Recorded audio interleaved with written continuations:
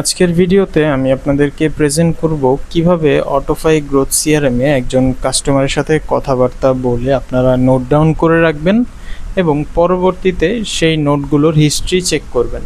তো আমি শুরুতেই চলে যাচ্ছি আমাদের অটোফাই গ্রোথ সিআরএমের ড্যাশবোর্ডে। এখান থেকে আমি আমাদের অটোফাই গ্রোথ সিআরএমের অল লিডসে চলে যাচ্ছি এবং এখান থেকে যে কোনো একজন কাস্টমারকে আমি সিলেক্ট করে নিচ্ছি।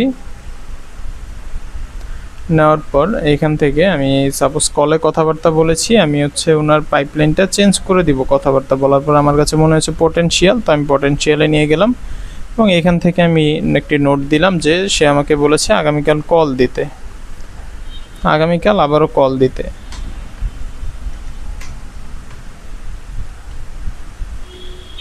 ওকে, আমি আবারও একটি নোট দিয়ে দিলাম যে আগামীকাল তাকে কল দিতে হবে।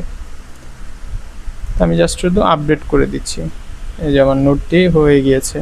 তো আপনারা দেখতে পাচ্ছেন যে আমার আগের নোটটিও এখানে শো করছে এবং কোন পাইপলাইন থেকে তাকে কোন পাইপলাইনে নিয়েছি, কোন স্টেপ থেকে কোন স্টেপে নিয়েছি, হ্যাঁ, এবং কত তারিখে কে নিয়েছে, কোন ডেটে নিয়েছে, কোন সময় নিয়েছে, সব কিছু এখানে আমাদের রয়ে যাবে। আমরা একদম শর্টলি দেখতে চাইলে এই অ্যাক্টিভিটিতে ক্লিক করলেই যে আমরা টোটাল হিস্ট্রিটা আমরা চেক করতে পারবো। আমাদের মেসেজের হিস্ট্রিটা একদম সুন্দরভাবে রয়ে যাবে। তো এভাবে করে আমরা আমাদের কাস্টমারদেরকে নোট দিয়ে রাখতে পারবো, পাইপলাইন চেঞ্জ করতে পারবো এবং তাদেরকে সুন্দরভাবে আমরা আমাদের হিস্ট্রি ওয়াইজ মনিটরিং করতে পারবো। তো ধন্যবাদ সবাইকে অটোফাই গ্রোথ সিআরএমের সাথে থাকার জন্য। আজকের ভিডিও এ পর্যন্তই।